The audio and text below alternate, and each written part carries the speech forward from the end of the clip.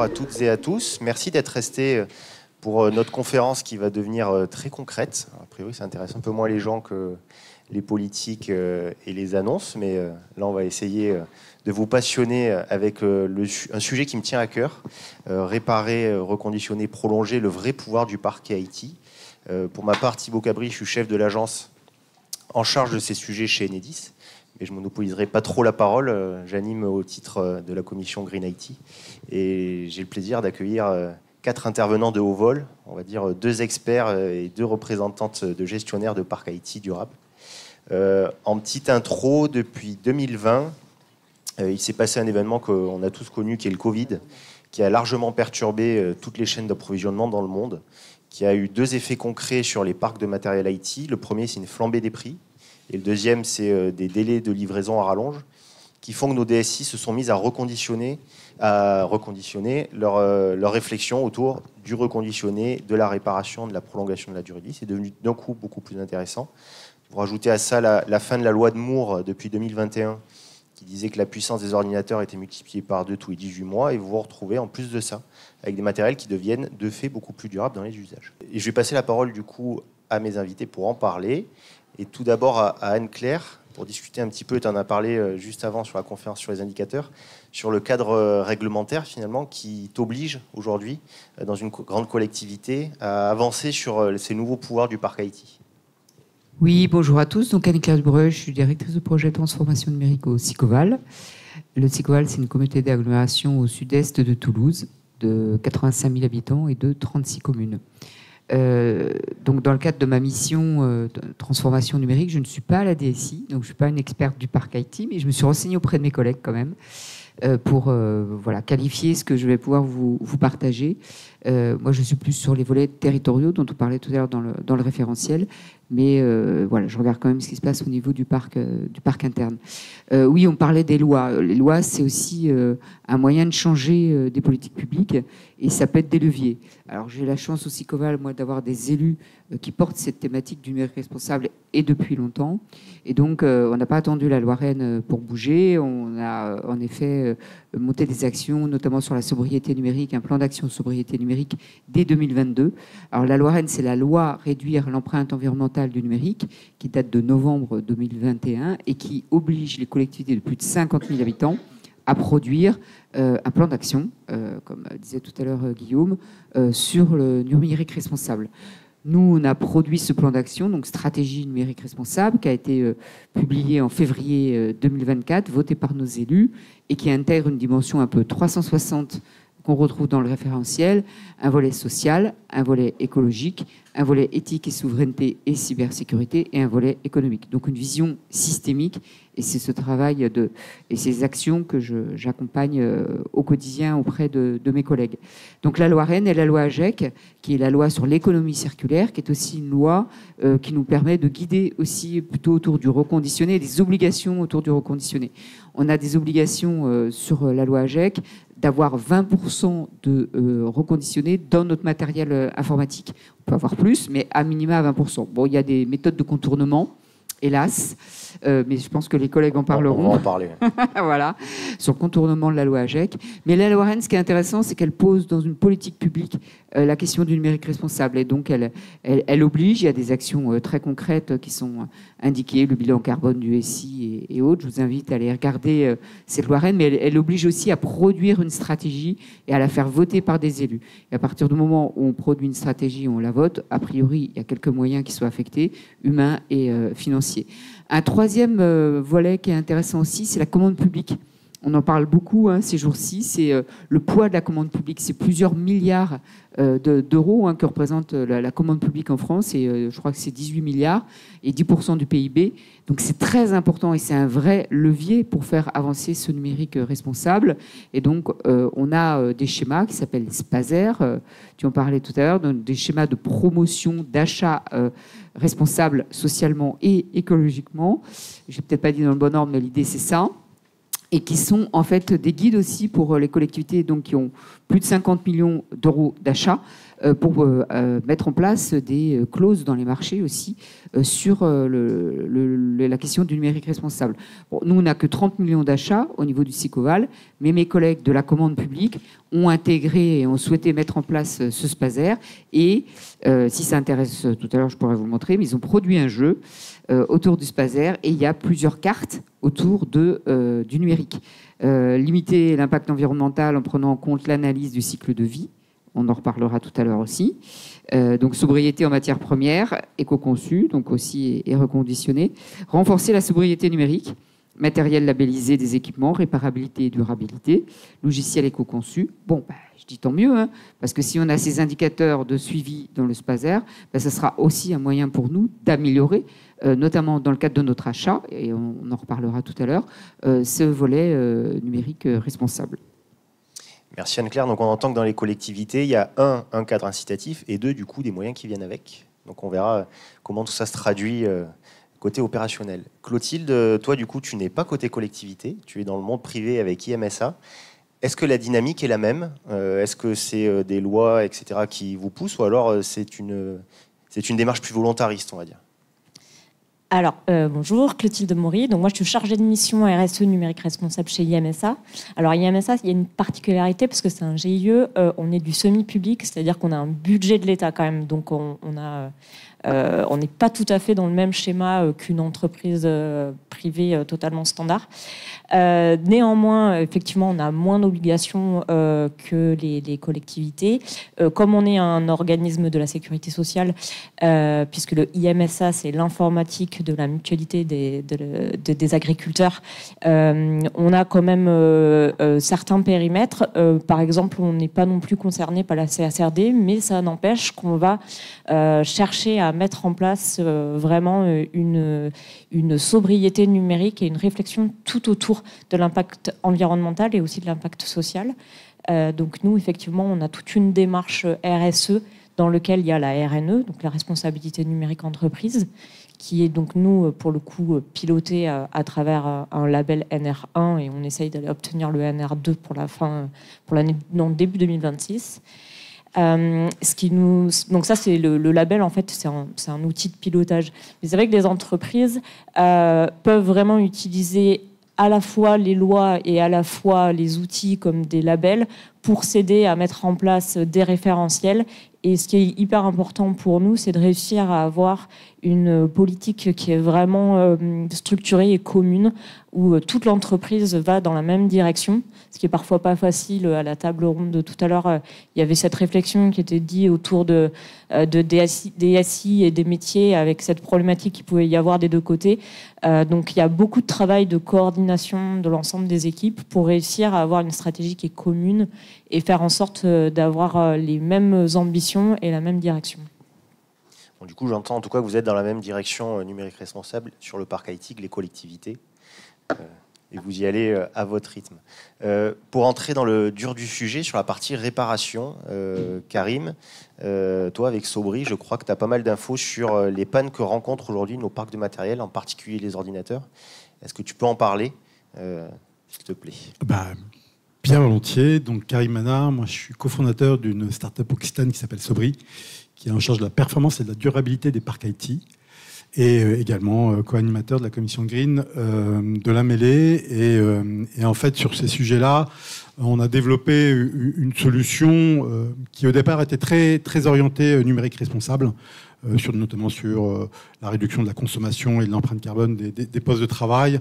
Et en fait, en s'adressant plutôt aux DSI, que ce soit de collectivités locales ou d'entreprises privées, en fait, le véritable enjeu, il est bien évidemment sur la comptabilité carbone, mais il est également sur la durabilité du poste de travail.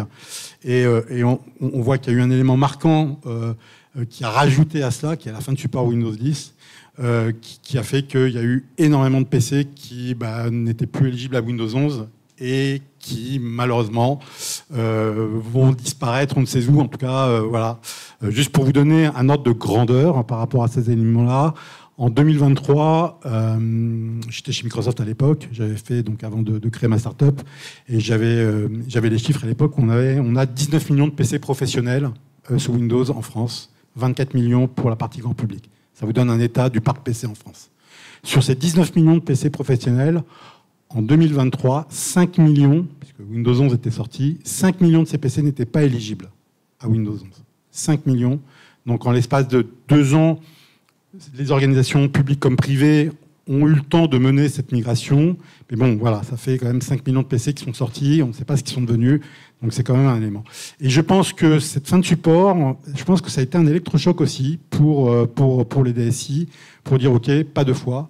On doit renouveler le parc. Mais maintenant, moi, je veux capitaliser effectivement sur cette durabilité. Un autre chiffre que je veux donner, pareil en 2023, le cycle de vie moyen d'un parc en France, il est de 4,4 ans.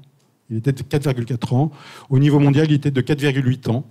Les plus durables, c'était l'Europe de l'Est, autour des 5,4 ans. Maintenant, lorsque on va interroger un DSI, systématiquement, il va dire, moi, mon parc, je veux qu'il dure 6-7 ans.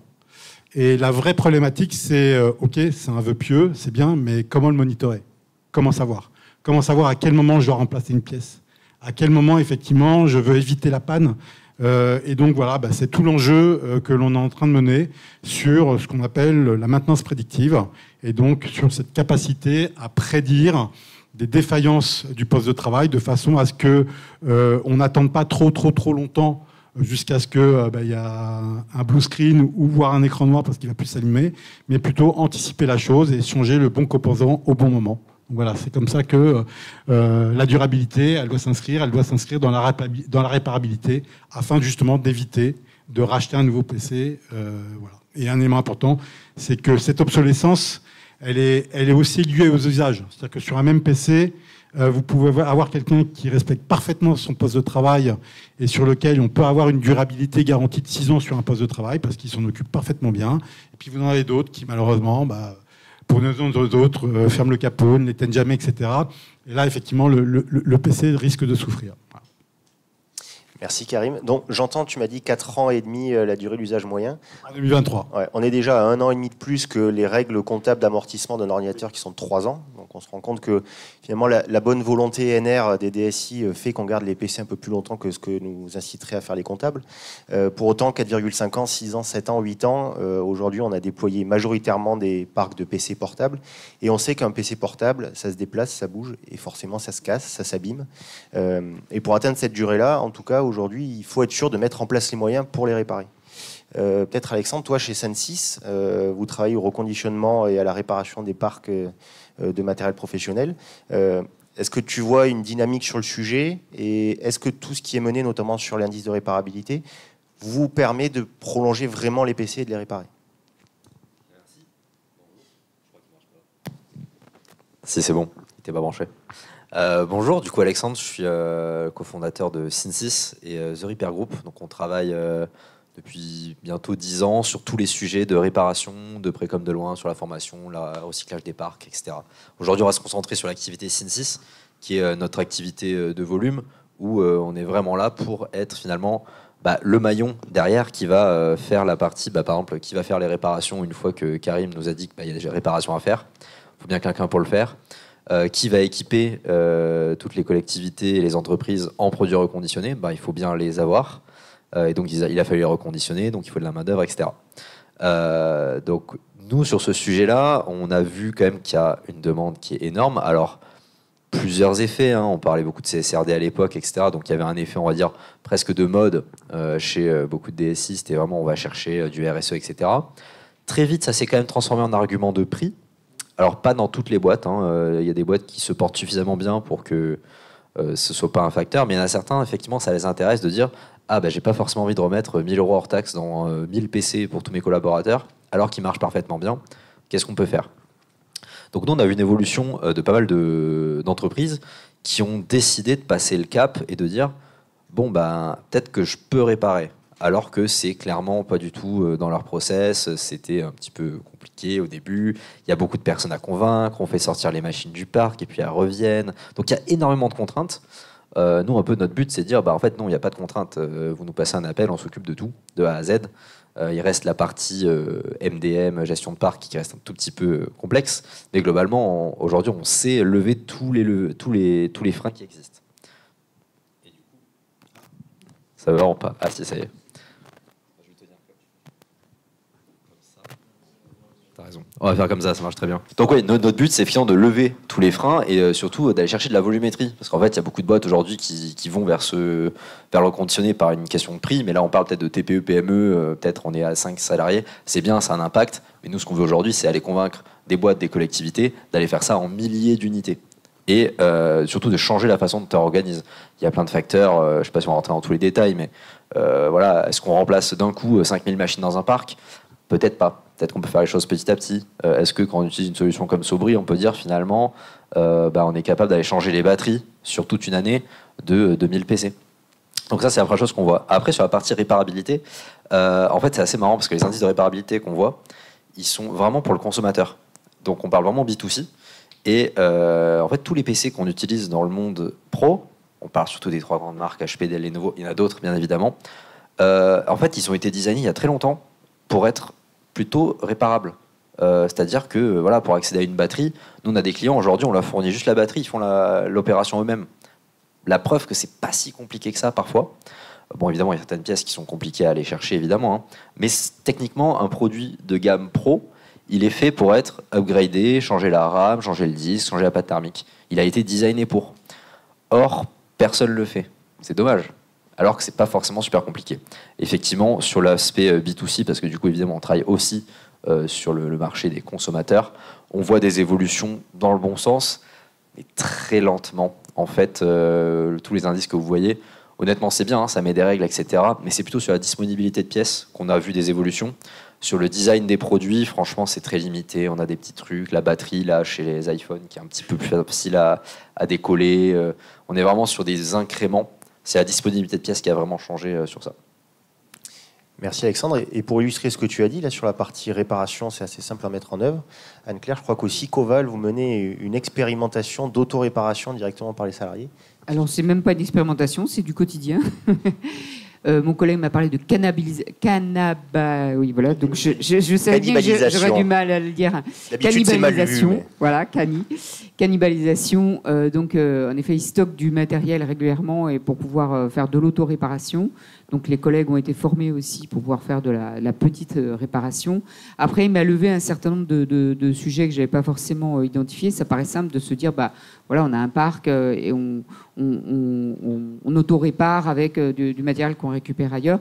Bon, il y a des problèmes de batterie parfois qui ne sont pas la bonne référence parce que le parc n'est pas totalement homogène à un an près. C'est pas tout à fait la même référence et c'est pas tout à fait la même batterie. Donc, il m'a dit, j'ai un stock de batteries dans mon armoire. Je pensais pouvoir le réutiliser. Puis en fait, non, parce que voilà, ça a changé et c'est à rien, c'est à un an près. Il y a aussi la question des coûts. Est-ce qu'on le fait en interne ou est-ce qu'on sous-traite, hein? On essaie de faire au maximum en interne, mais il faut peut-être faire venir quand même la batterie, 25 € de port.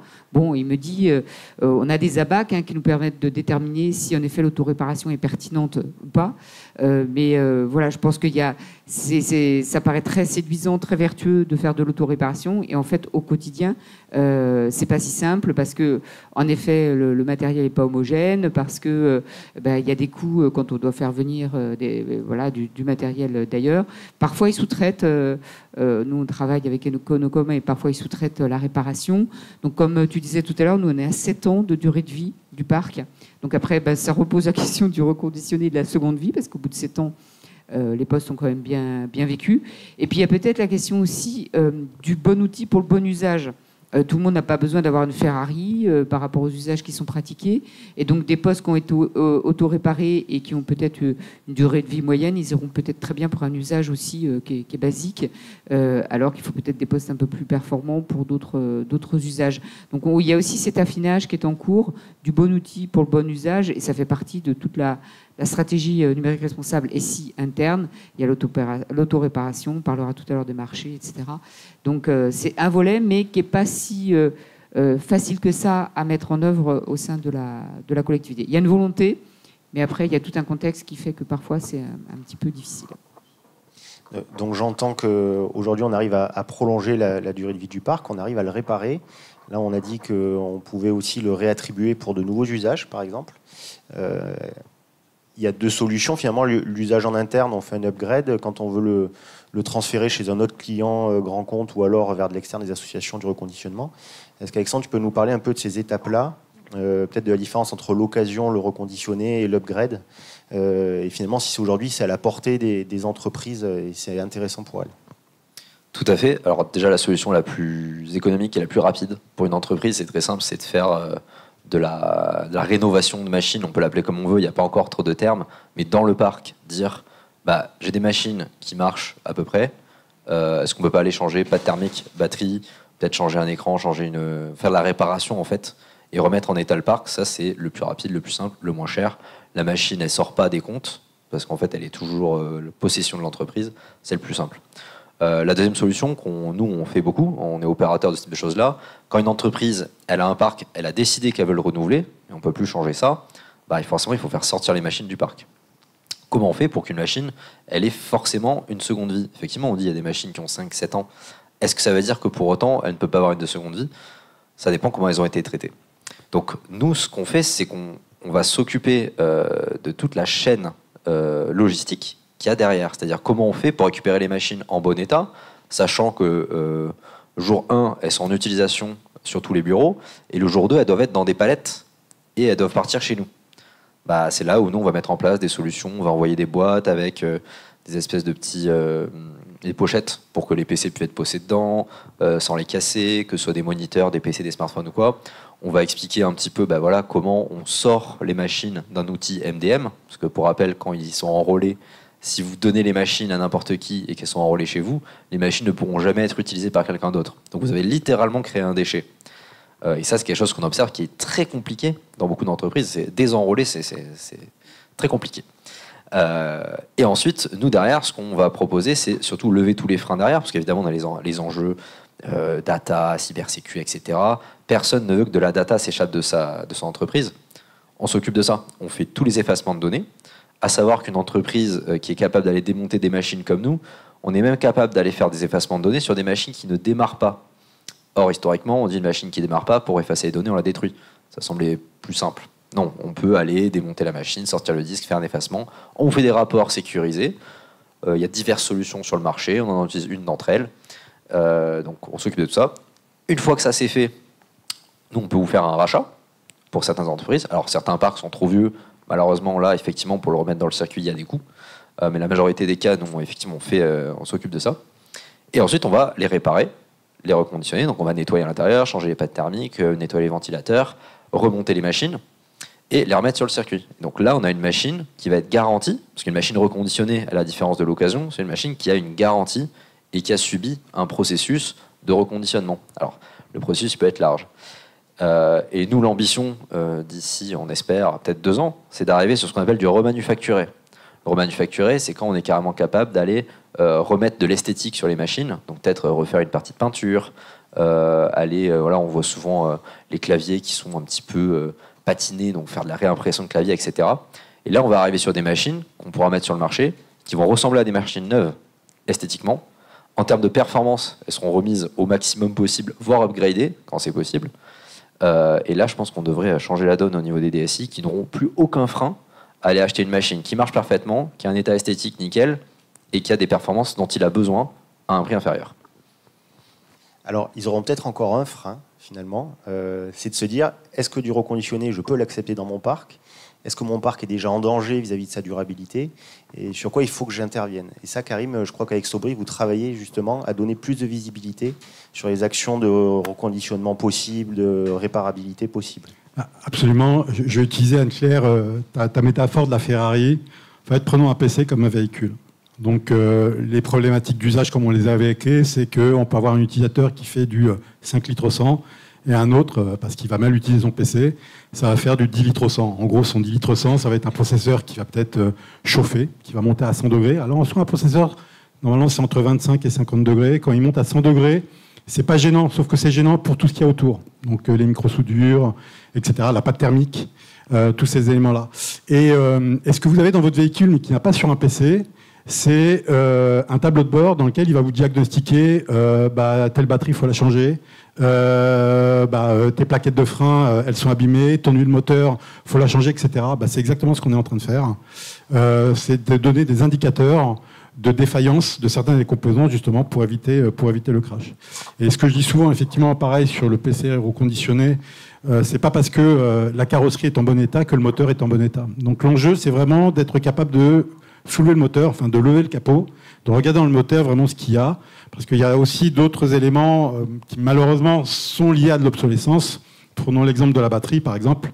Alors vous avez 2 types de batteries sur un PC, batterie long life charge et batterie standard. Batterie standard, c'est 300 cycles de charge. Batterie long life charge, c'est 1000 cycles de charge. Alors je vous rassure, c'est exactement la même batterie, sauf qu'elle est bridée au niveau firmware par les constructeurs. Mais dans les faits, elles ont un cycle de vie, j'allais dire, pour des HDD, pour des disques durs mécaniques, en tout cas pour les batteries réelles. Et donc là aussi, il est important d'avoir ce type d'information de façon à pouvoir prédire sa durabilité ou en tout cas sa fin de vie. Et donc ça, ces éléments d'information, il est toujours pertinent de les avoir avant. Hein, c'est comme un véhicule, vous savez qu'il va faire 100 000 ou qu'il est à 100 000 km d'usage. Bah, vous savez que potentiellement à 200 ou à 300 000 km, ça va être assez compliqué, même en rechangeant certaines pièces. Donc voilà, donc c'est ces indicateurs-là de prédictibilité qui sont extrêmement importants et qui permettent effectivement de mettre en place des actions préventives. Soit je répare, soit effectivement je me retourne plutôt vers un reconditionneur pour m'équiper en PC reconditionné. Et tous ces éléments-là, en fait, mis bout à bout, ça va générer du ROI pour la DSI, parce que ça va réduire ses coûts de gestion, parce qu'il va mieux les maîtriser. Il va, au lieu de accélérer ses cycles de renouvellement, peut-être qu'il va rallonger en mettant en place de la réparation. Donc plutôt acheter une batterie à 80 €, plutôt acheter un PC à 800 ou à 1000 €, la différence, elle est faite très rapidement. Donc c'est quand même ces enjeux de réparabilité et de reconditionner sont vraiment des enjeux FinOps aussi à la fin. Donc comment faire du GreenOps, faire du FinOps, ce que je dis souvent. Donc c'est une vraie opportunité pour les DSI de mieux maîtriser leurs coûts de gestion de parc pour mieux réallouer ses budgets ailleurs, sur de l'IA, sur du data center. Je dis ça parce que ça fait 2 ans qu'on existe, donc j'ai rencontré beaucoup de DSI. J'aurais présenté notre solution numérique responsable. Alors tous disent c'est génial, c'est super, etc., décarbonation, etc. Mais tant qu'ils n'ont pas la direction RSE dans le dos, c'est la priorité numéro 8, 9 ou 10. Parce qu'avant, ils ont l'IA, ils ont la cybersécurité, ils ont la modernisation des data centers, donc c'est complètement compréhensible. Donc c'est comment faire en sorte que la sobriété devienne un enjeu de gestion d'économie, de gain de coûts et de profitabilité pour eux. Et c'est de cette façon-là qu'on essaie d'apporter le sujet auprès des DSI.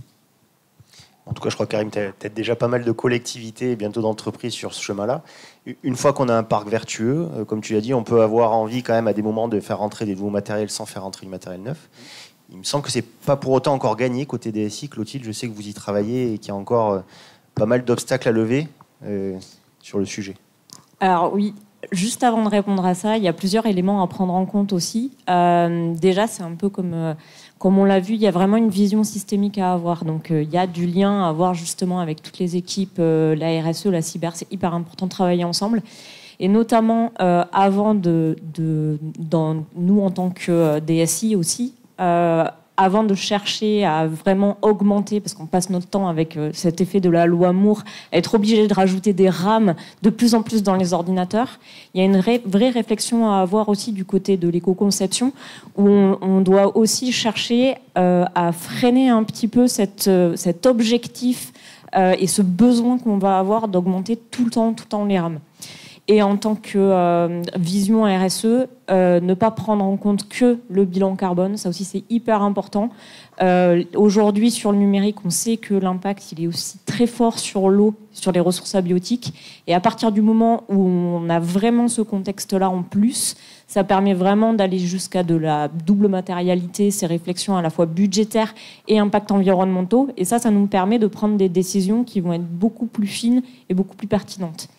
Et après, c'est quand même assez facile, effectivement, de travailler avec des reconditionneurs, notamment parce que ça facilite aussi la gestion des équipes postes de travail sur le blanchiment des données, et des reconditionneurs qui vont vraiment donner une seconde vie aux équipements et ne pas aller broyer un écran qui fonctionne très bien juste pour faire de la performance énergétique. Donc ça a un vrai impact aussi. Et parfois, il suffit de faire juste de se rendre compte qu'on peut passer par un reconditionneur au lieu de passer par un broker. Le passage, le switch de l'entreprise est très simple à faire, mais c'est juste une prise de conscience de l'entreprise.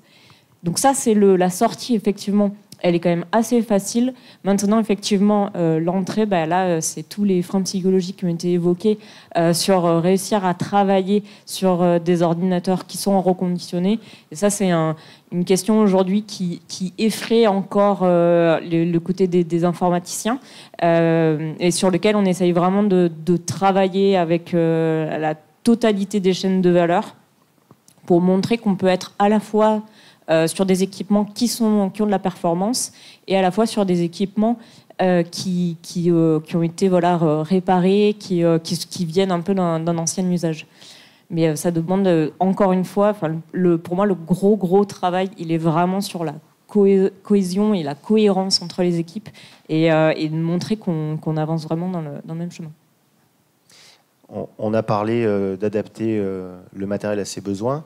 Il y a un écosystème qui le fait très bien, c'est l'écosystème associatif. Il n'a pas d'argent, il n'a pas de moyens. Et finalement, il se contente de ce qu'on peut lui donner. Encore faut-il qu'on lui donne. C'est aussi le pouvoir du parc IT, c'est de rendre un service aux professionnels dans la première phase de sa vie. Dans une deuxième phase, peut-être l'apporter au monde associatif à moindre coût, voire à un coût zéro, avec des co-bénéfices pour l'entreprise qui vont voir des futurs salariés peut-être de leur entreprise ou des futurs clients.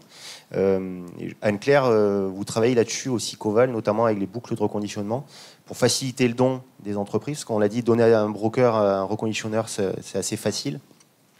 Le donner à des associations, ça peut être un peu plus compliqué, surtout quand on veut le faire à la maille locale. Oui, alors en effet, on a monté une boucle locale de reconditionnement en 2022. C'est quoi une boucle locale de reconditionnement? C'est un dispositif en fait de partenaires qui partagent les mêmes valeurs. Et tu parlais de valeurs au sein de l'entreprise, mais valeurs aussi à l'échelle d'un écosystème. Donc entre, en effet, donc la collectivité qui porte le dispositif boucle locale, des entreprises, en l'occurrence, à l'époque, on n'avait pas le droit, nous, collectivités, de donner des postes. Aujourd'hui, il y a possibilité de donner à des associations qui sont agréées avec des labels particuliers comme ESUS, par exemple. Donc ça, c'est nouveau. Mais quand on a monté notre boucle locale, c'était pas possible. Et puis, il y avait la question du broker. La DSI, aujourd'hui, elle travaille avec des brokers. Donc sortir de l'inventaire, tu le disais tout à l'heure, du parc, c'était compliqué. Donc je pense qu'aujourd'hui, ce serait quand même plus facilitant. Et donc on trouvait des gisements, on a trouvé auprès des entreprises et on continue à en trouver auprès d'Enedis. Donc merci d'alimenter cette boucle locale. Ensuite, avec un reconditionneur, à l'époque, donc c'était Envoi qui était notre reconditionneur. Et puis l'idée, c'était aussi de donner à des personnes qui en ont besoin pour l'insertion sociale ou professionnelle. Et donc on a travaillé avec un réseau de prescripteurs et d'accompagnateurs, parce que c'est pas tout donner un ordinateur, mais il faut aussi apprendre à s'en servir. Donc dans le cadre de la médiation numérique, on a travaillé avec des formateurs qui sont là pour la prise en main, la compréhension et donc être un peu plus émancipé avec le numérique. Donc l'intérêt de notre boucle locale, c'est un réseau d'acteurs en fait qui se tient prêt tout le temps dès lors qu'il y a un gisement qui arrive. Donc ça a été le cas avec Enedis cette année.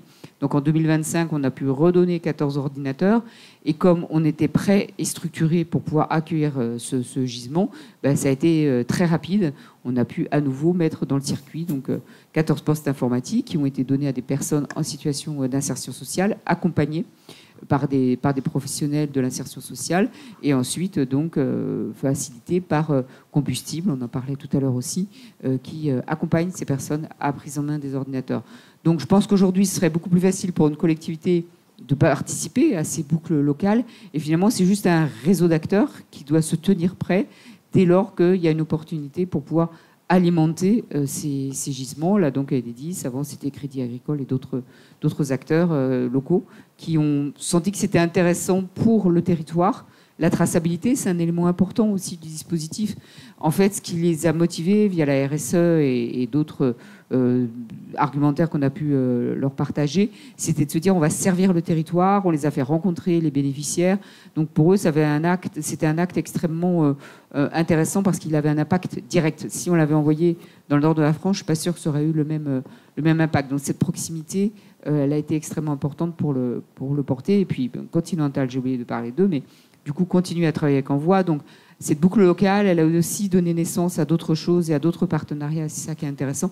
Et aussi à Court-Circuit, donc un dispositif porté par le collectif d'inclusion numérique qui porte aussi cette auto-réparation et le don à destination des personnes en situation de précarité. Merci Anne-Claire. Donc là, on a touché du doigt le vrai pouvoir d'une partie du parc IT, parce qu'on parle souvent de nos terminaux, les PC, les smartphones. On parle un peu moins des serveurs, par exemple. Je ne sais pas si vous en avez entendu parler, ce qui permet de faire tourner les services en SaaS, l'IA, le cloud, etc. Clotilde, tu l'as dit, il ne faut pas se fier qu'au bilan carbone. Mais justement, dans le bilan carbone, jusqu'à maintenant, toute cette partie était plutôt occultée. L'ADEME a revu un peu ses facteurs d'émission et on sent nos DSI qui bougent et qui ont envie de faire des choses sur le matériel côté serveur.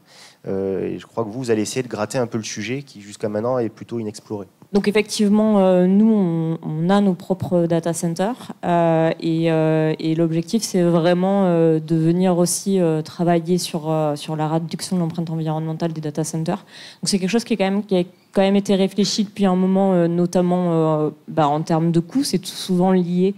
Il y avait eu des questions de coûts à un moment donné, notamment sur l'impact de l'électricité. Et puis sur tous les enjeux à la fois de souveraineté, ça c'est quelque chose qui est très important pour nous aussi. Donc voilà, on met toute une stratégie aujourd'hui et c'est assez complexe de savoir exactement qu'est-ce qu'il y a comme impact à l'intérieur des data centers.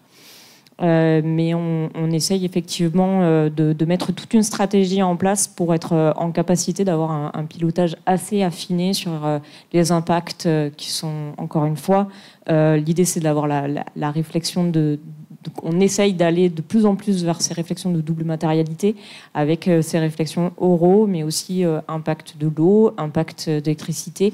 Et puis on a eu la très bonne surprise en calculant notre PUE. Donc le PUE, c'est en gros dans un data center, il y a l'entrée d'électricité et ce qui va sortir. Donc quelle est la perte à l'intérieur de notre data center, de se rendre compte qu'on était à 1,16. Donc on est vraiment dans un chiffre qui est très bon puisqu'il faut être le plus proche possible de 1, logiquement.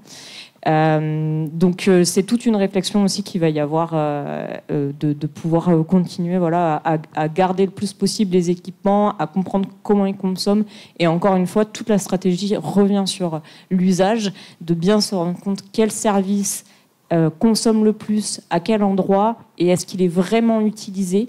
Donc on a vraiment une vision qui reste tout le temps sur cette vision 360. De toute façon on ne peut pas faire sans parce que si on regarde qu'un axe, on va forcément faire des erreurs en tirant de l'autre côté. Merci. Je ne sais pas si vous avez quelque chose à rajouter avant de voir s'il y a des questions dans le public. Moi, je voulais juste rebondir sur... tu disais, effectivement, dans les entreprises, les gens ne sont pas tout à fait prêts. Enfin, les DSI disent que les salariés ne sont pas prêts à avoir des produits reconditionnés. Il ne faut pas oublier qu'en France, si on regarde le marché du B2C, on est le champion du monde de la consommation de reconditionnés. On était à la conférence de Back Market la semaine dernière. C'est un peu plus de 30% de tous les produits reconditionnés, de tous les produits terminaux vendus sur les gammes smartphones, PC, etc. par les consommateurs, ils achètent du reconditionné. Donc en fait, ce qu'on ne se rend pas forcément compte, c'est que tout le monde, quasiment, enfin tout le monde, 30% de la population, ça commence déjà à faire, a du reconditionné à la maison. Pourquoi on n'est pas prêt, alors qu'on a un produit qu'on a, je pense, 16 heures par jour dans la poche quasiment, finalement, au bureau, on va avoir un truc qu'on va utiliser 5-6 heures par jour et on ne veut pas qu'il soit reconditionné. Et ça, je me dis, il y a un truc, je ne sais pas quoi faire. J'aimerais bien avoir une solution. Rendre désirable le reconditionné. Moi, je pense que la fripe, par exemple, aujourd'hui, la fripe vintage ou la fripe tout court est très désirable. Il faut rendre désirable le reconditionné. On a une responsabilité au sein de nos moi je pense collectivités, mais toute entreprise, de rendre désirable le reconditionné. Et c'est pas du tout. Il faut que les cadres, les managers acceptent de communiquer sur le fait qu'ils ont du matériel reconditionné. Et encore une fois, le bon outil pour le bon usage. Il n'y a pas besoin d'avoir des Ferrari pour faire de la bureautique ou de l'Internet. Donc je pense que c'est important. Peut-être un élément à rajouter sur le poids des marchés publics quand même pour nous aussi, parce que c'est la première année qu'on le fait et la loi Rennes pousse aussi à être vertueux. On a un lot reconditionné dans un marché public qu'on est en train de passer, donc pour pouvoir acquérir du reconditionné, et donc il y aura une communication à faire. Pourquoi moi j'en ai un et pas un autre, voilà. Donc voilà, je ne sais pas comment la DSI va s'y prendre sur cette communication, mais en tout cas c'est la première fois et donc c'est possible d'acheter du reconditionné. Donc il y a eu des auditions, etc. pour passer ce marché. Je crois qu'il sera opérationnel en février ou mars prochain. Donc les choses bougent. Et les choses bougent notamment grâce à la réglementation et puis aux pratiques qui se diffusent, là, comme des lieux à la mêlée où on peut partager aussi des bonnes pratiques, quoi. Je voulais juste rajouter 2 choses. La première, c'est qu'en France, on a la chance d'avoir une industrie verte numérique responsable. Il y a eu une étude qui a été faite par Adaves, par exemple, sur les acteurs du numérique responsable. Et je crois que 61% des acteurs du numérique responsable sont français. Donc il y a une vraie culture NR en France, ça faut le signaler, avec un gros développement également d'acteurs autour du reconditionné, de la réparabilité. Moi, je le vois, je suis impressionné. Il y a de plus en plus d'engagement autour de ça, et donc je pense qu'il faut continuer. Et il faut continuer, il faut lutter, voire résister, parce qu'en face de cela, il y a des champs autour de l'IA, autour de nouveaux PC IA avec un processeur basse consommation qui s'appelle le NPU, qui va faire des miracles, etc. Et là, je pense qu'on arrive effectivement, alors, je ne vais pas être manichéen, mais à une confrontation de 2 approches. Une approche qui est celle de la sobriété numérique et celle qui est on va dire, du lancement d'une arme qui est effectivement assez incroyable, qui est celle de l'IA. Et juste pour vous donner un élément de réflexion par rapport à ça qui est assez intéressant, c'était en 2022, lorsque Microsoft a voulu entraîner OpenAI dans ses data centers, donc dans Azure, en fait, ils ont généré une surconsommation hydrique de 7,6 milliards de litres d'eau. Donc une consommation hydrique sur une année de plus de 30%. Google, c'était 40%. Et ce qu'il faut savoir à l'heure actuelle, c'est que face à cela, alors que Microsoft estime qu'en 2030, ils seront neutral carbone et neutral water, et donc l'enjeu par rapport à ça, c'est que on voit sur le marché des nouveaux PC qui s'appellent les Copilot Plus PC. Je ne sais pas si vous en avez entendu parler. Alors il n'y a pas que DHL et Dell, HP, Lenovo, Windows qui font ça. Il y a également Apple avec le Neural Engine dans les MacBooks. Vous avez Google sur Pixel, ça s'appelle un TPU, Tensor Processor Unit, en fait, qui est ce processeur basse consommation IA pré-entraîné. Et en fait, ce qui est assez intéressant, c'est qu'il change la donne. C'est-à-dire que à l'heure actuelle, lorsque vous faites du chat GPT, c'est une requête web, et la totalité de l'impact, il est côté data center de votre provider, de vos IA providers. Là, avec ces nouveaux devices, en fait, une partie de la charge énergétique et environnementale va être à la charge du poste de travail, parce que vous avez de l'IA embarqué. Donc, vous avez du traitement, du calcul qui va être fait en local, qui va soulager finalement le calcul qui était auparavant fait au niveau data center. Et donc, ces éléments-là, il faut en prendre compte, il faut en prendre conscience, notamment dans le renouvellement de parc, savoir ce que vous allez faire dans 2-3 ans avec l'IA. Est-ce que c'est une IA qui, effectivement, où vous acceptez le fait que cette IA-là soit embarquée sur vos postes de travail, ou restez dans une configuration plutôt data center oriented, plutôt ou centrique, dans lequel vous dites non, la totalité de la charge doit être à la charge des fournisseurs. Voilà, donc ces réflexions-là, elles sont bien plus complexes qu'on le voit, et justement autour du reconditionnement, de la réparabilité et de la durabilité également à prendre en compte. Voilà. J'entends quand même qu'on a le choix et qu'on aura le choix de rester sur le modèle actuel qui nous permettra de ne pas renouveler tout notre parc. Encore. Clotilde, tu voulais rajouter quelque chose ? Non, mais effectivement, ça pose énormément de questions, ces 2 confrontations, et il va falloir qu'on arrive à trouver comment on peut avancer avec toute cette question de l'IA et à la fois toute cette sobriété numérique. Je vais faire plaisir à un collègue, parce que pour répondre un peu à ta question de tout à l'heure, qu'est-ce qu'on peut faire aujourd'hui pour continuer à avancer sur ce reconditionnement et faire en sorte que le reconditionnement puisse plus facilement rentrer dans les entreprises. Nous, chez IMSA, on a travaillé le modèle qui s'appelle le Green Gap. Donc, c'est tout un travail autour de la sensibilisation, mais plus que ça. C'est-à-dire, une fois qu'on a sensibilisé les équipes, qu'elles sont au courant des impacts, l'idée, c'est de réussir à pousser, faire la marche pour réussir à se mettre en mouvement. Donc, il faut prendre en compte aussi qu'en face, on a des humains avec toute la sensibilité qu'ont les humains. Donc, je pense que c'est indispensable de travailler vraiment avec l'ensemble des équipes, et notamment toutes les équipes RSE, pour avoir ces stratégies de sensibilisation, de travailler avec des équipes, des experts comme vous qui sont en capacité de montrer que les ordinateurs qui sont reconditionnés ont les mêmes besoins, et vraiment travailler avec les équipes informatiques qui vont être en capacité de savoir où il y a l'usage au bon endroit, de dire bon, bah là, peut-être on ne pourra pas ici mettre du reconditionné, mais à cet endroit-là. Et ça demande parfois une réflexion de juste se stopper un peu, de se poser la question. Et sur un rythme d'entreprise où on veut toujours aller plus vite, ça demande parfois de ralentir un peu. Et donc, toute cette sobriété numérique, toute cette RSE, toute cette RNE nous demande de changer un peu notre rythme et de prendre parfois un peu le temps de la réflexion. Et donc, c'est tout un changement de mentalité qui est aussi amené. Donc, c'est de l'acculturation, en fait, de l'ensemble de ces stratégies en lien avec l'ENR. On a beaucoup entendu depuis ce matin la sensibilisation qui est valorisée partout dans les plans d'action. En tout cas, avec ce tour de table, on aura bien vu qu'il y a des actions concrètes qui dépendent de cette sensibilisation. Accepter un matériel reconditionné, accepter d'avoir un matériel qui permet de faire fonctionner uniquement ses besoins et pas autre chose. Donc ce n'est pas un travail vain que tout ce travail de sensibilisation. Je vous propose de passer à d'éventuelles questions dans la salle. Merci. Une petite question sur la différence entre le matériel et le soft. Vous avez parlé donc du matériel reconditionné, de la pâte thermique, des disques durs, ainsi de suite. Je me pose la question sur le passage au logiciel libre sur des parcs informatiques, avec Ubuntu par exemple, qui permet de faire fonctionner pas mal d'usages que l'on a, puisque la plupart du temps, dans des bureaux, on fait du Word, du Google Drive, et pour l'instant pas d'IA, comme vous le dites, avec cette toute nouvelle puce. Donc je voulais savoir, vous, comment est-ce que vous gérez cette question du logiciel libre? Est-ce que ça peut être notamment dans des collectivités, quelque chose qui est déployé à large échelle, avec une formation peut-être qui est liée? Et deuxième question, concernant la question d'un parc informatique où il y a du Mac et du PC, là-dessus, est-ce que aussi la durabilité d'un Mac est plus élevée? Parce que moi, c'est ce qu'on me dit. Du coup, je n'ose pas changer les Macs. Et puis, les gens sont très attachés à ça. Donc, il y a un côté psychologique, mais qui me pose question sur le coût, parce que ça coûte plus cher.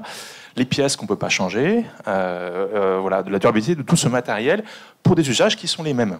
Donc, voilà, question usage, soft, et puis sur le matériel. Merci.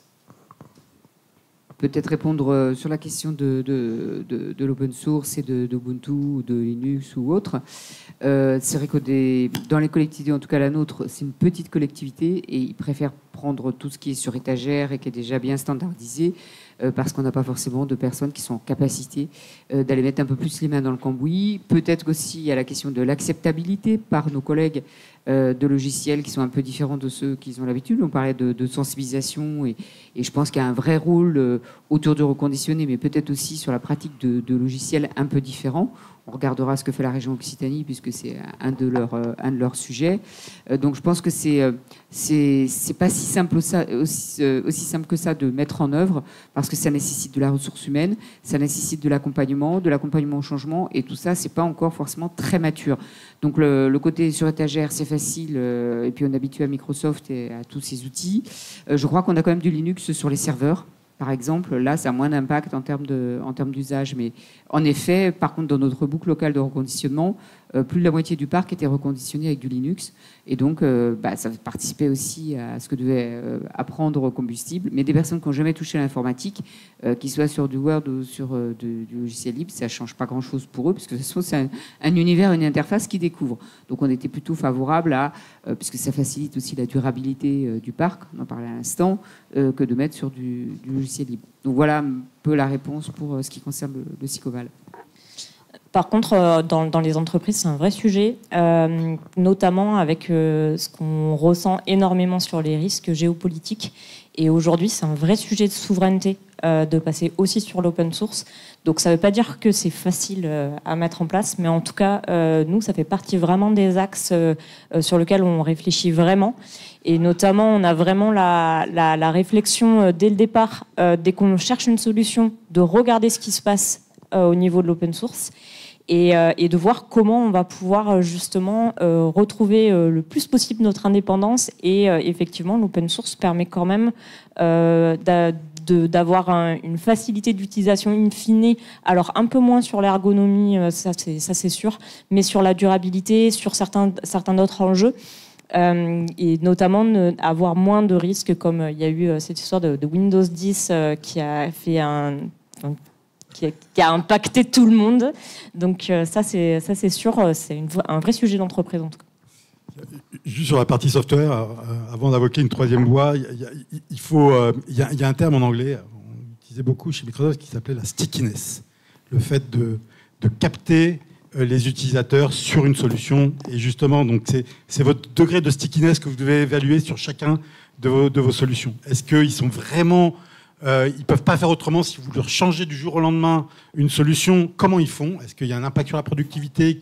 Quel est-il, etc. Donc je pense que ça mérite effectivement des études, d'utiliser un panel et en interne de voir comment vous pouvez vous désengager quand même d'une solution. La troisième voie, c'est celle qui se développe énormément en France, je vois énormément, c'est les softwares d'occasion, les logiciels d'occasion. Beaucoup. On voit de plus en plus d'acteurs qui se lancent dans...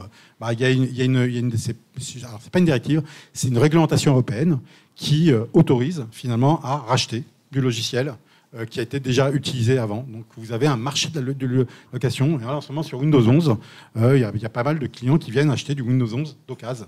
Donc voilà. Et le deuxième point, c'était par rapport à Apple et Windows. Alors oui, la problématique d'Apple, c'est que c'est un marqueur social et que c'est toujours bien de voir avec la petite pomme, etc., de se balader dans les couloirs. L'enjeu, il n'y a pas de problématique de performance entre un PC sous Windows ou un Mac.